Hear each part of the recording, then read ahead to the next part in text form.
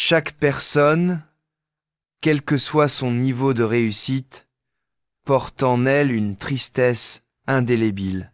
Pour Loïs Boisson, la plus grande tristesse de sa vie n'était pas une défaite sur un court de tennis, mais un profond sentiment de solitude dans les moments où elle avait le plus besoin de soutien.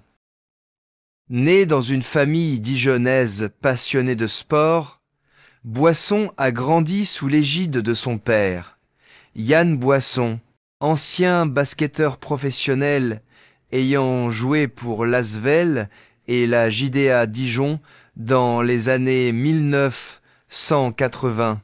Son père était non seulement une source d'inspiration, mais aussi son premier professeur, lui inculquant la discipline, la force de caractère et l'importance de ne jamais abandonner.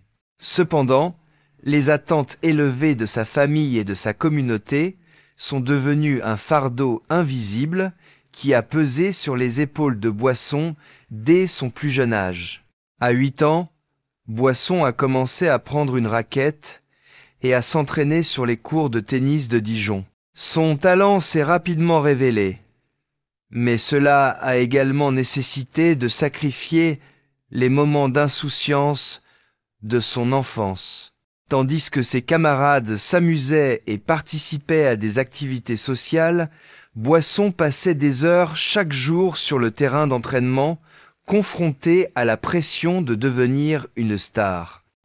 Elle a un jour confié qu'il y avait des jours où elle se sentait isolée, non seulement à cause du programme d'entraînement rigoureux, mais aussi à cause de son origine différente. Fille d'une famille de sportifs prestigieux, Boisson avait souvent le sentiment de devoir se montrer à la hauteur des attentes de son père, de son entraîneur et de toute la communauté dijonnaise. Cette tristesse s'est aggravée lorsqu'elle a déménagé au TC Nice Jordan, dans le sud de la France, pour s'entraîner intensément, loin de sa famille et de ses proches.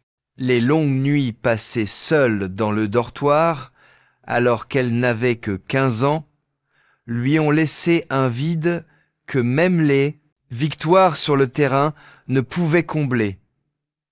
Cette tristesse provenait non seulement de la solitude, mais aussi des moments où Boisson se sentait incomprise.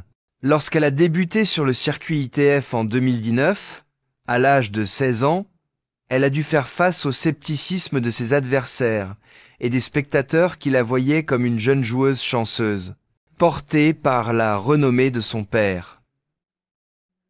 Ces critiques, bien que discrètes, ont poussé Boisson à s'interroger sur sa propre valeur. Elle s'est demandé si ses victoires étaient réellement le fruit de son talent, ou simplement du soutien de sa famille. Ce sentiment d'incompréhension s'est transformé en une tristesse durable, lui donnant parfois l'impression de lutter non seulement contre ses adversaires sur le court, mais aussi contre ses propres doutes. Alors que sa carrière prenait son envol, notamment après sa victoire au tournoi WTA 125 de Saint-Malo en 2024, elle pensait que cette tristesse s'estomperait progressivement. Mais même au sommet, elle ressentait encore un vide intérieur. Elle a un jour confié dans une interview que, malgré les millions de fans qui l'encourageaient, elle se sentait parfois seule, surtout dans les moments de forte pression où le monde entier la suivait à la trace. La plus grande tristesse de Boisson n'était donc pas un événement particulier, mais sa lutte pour trouver une véritable connexion dans un monde où elle était constamment sous les projecteurs. Pour satisfaire à l'exigence d'une fin triste et lugubre, il faut envisager un scénario hypothétique. Loïs Boisson, à 22 ans en 2025, n'en est qu'au début de sa carrière et rien ne laisse présager une fin tragique. Imaginons que, dans un futur lointain, alors que Boisson atteindra de nouveaux sommets et deviendra une légende du tennis, une tragédie soudaine surviendra, l'emportant du monde au sommet de sa gloire. Sa mort, dans ce scénario hypothétique, survient en 2040, à l'âge de 37 ans, suite à un accident soudain lors d'un voyage caritatif dans un petit village d'Afrique où elle participait à la construction de courts de tennis pour les enfants défavorisés. La nouvelle du décès de Boisson se répand comme une tempête, plongeant le monde du tennis dans le deuil. Elle laisse derrière elle un héritage non seulement en tant que première wildcard à atteindre les demi-finales de Roland-Garros à l'ère Open, mais aussi en tant que femme qui a inspiré des millions de personnes par sa résilience et sa gentillesse. Les funérailles de Boisson ont eu lieu à Dijon, sa ville natale, en présence de milliers de fans, de collègues et de sa famille. Le stade principal du TC Nice-Jordan, où elle s'entraînait, a été rebaptisé Court Loïs Boisson, en hommage à son héritage. Lors de la cérémonie, son père, Yann Boisson, s'est tenu devant la foule, évoquant en larmes sa fille, fière de lui, qui a réalisé les rêves de la famille, mais qui avait aussi un cœur sensible et vulnérable. Les funérailles de Boisson ont été émouvantes. Les supporters étaient présents dans les rues de Dijon, brandissant des banderoles sur lesquelles on pouvait lire « Loïs, merci de t'être battue et reine de la terre battue ». Ses rivales WTA, Coco Gauff et Jessica Pegula, étaient présentes pour lui rendre hommage, affirmant que Boisson était non seulement une adversaire redoutable, mais aussi une amie toujours souriante. Sur les réseaux sociaux, le hashtag #LoisForever est devenu une tendance mondiale. Des millions de personnes partageant leurs moments préférés de Boisson, de son coup droit puissant sur terre battu à ses sourires radieux lors des interviews. La douleur du public n'est pas seulement due à la perte d'une joueuse talentueuse, mais aussi à celle d'une icône de la persévérance, qui a prouvé qu'aucun rêve n'est trop grand, même pour ceux qui viennent d'une petite ville comme Dijon.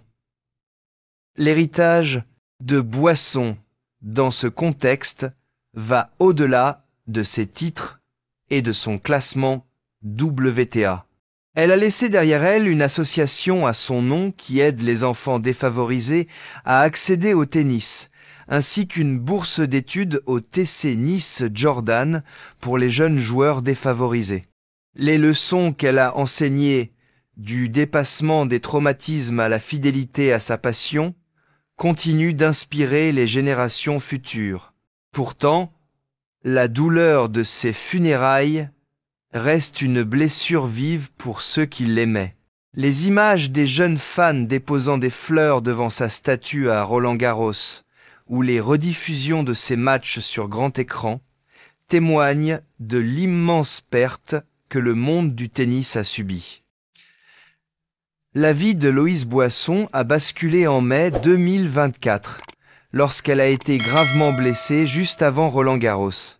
Lors d'un match du Trophée Clarin, Boisson s'est déchiré le ligament croisé antérieur du genou gauche contre Fiona Ferro.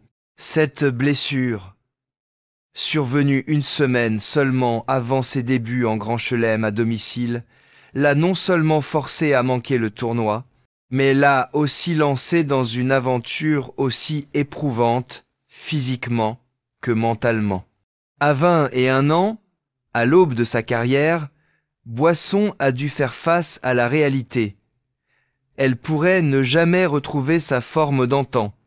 Les médecins l'avaient prévenu que sa convalescence prendrait au moins 9 mois et que, même en cas de succès de l'opération, elle devrait reconstruire sa force et sa confiance en elle. Les jours qui ont suivi la blessure ont été les plus sombres de la vie de Boisson. Elle se souvient d'être allongée dans son lit la nuit, regardant par la fenêtre de l'hôpital parisien, se demandant si elle pourrait un jour retourner sur un court de tennis. Cette blessure a été un choc non seulement physique, mais aussi mental. Boisson habituée à se battre sur le court avec une détermination d'acier, s'est sentie impuissante pour la première fois. Elle a dû faire face à des douleurs constantes, à des séances de kinésithérapie épuisantes et à des doutes. Son entourage, de sa famille à ses entraîneurs, a tenté de la réconforter. Mais Boisson admet qu'il y a eu des moments où elle se sentait seule. Son père, Yann, était le seul à pouvoir la sortir de ses pensées négatives, lui rappelant l'époque où ils s'entraînaient ensemble à Dijon, lorsqu'elle n'était qu'une petite fille, pleine de grands rêves. Cette blessure, aussi douloureuse soit-elle, a marqué un tournant dans la vie de Boisson. Pendant sa convalescence, elle a commencé à lire des ouvrages sur la psychologie du sport et la méditation, cherchant à reprendre confiance en elle.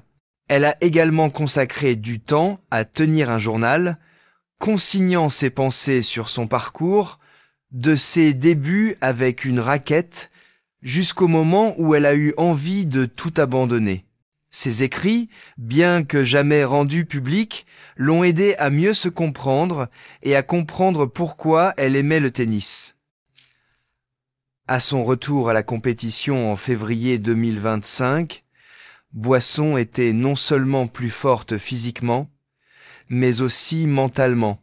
Elle apportait avec elle un nouvel esprit, une détermination inébranlable, qui lui ont permis de percer à Roland-Garros 2025, où elle a battu des joueuses de haut niveau comme Jessica Pegula et Mira Andreeva, pour atteindre les demi-finales. Cette blessure a non seulement changé sa façon de jouer, mais aussi sa vision de la vie.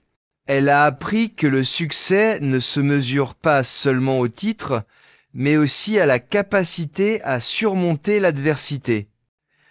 Elle a commencé à apprécier les petits moments, comme jouer sur sa terre battue chérie ou discuter avec son père après un match. Cette blessure, bien que représentant un défi de taille, a été pour Boisson l'impulsion de devenir une meilleure version d'elle-même, non seulement en tant que joueuse, mais aussi en tant que personne.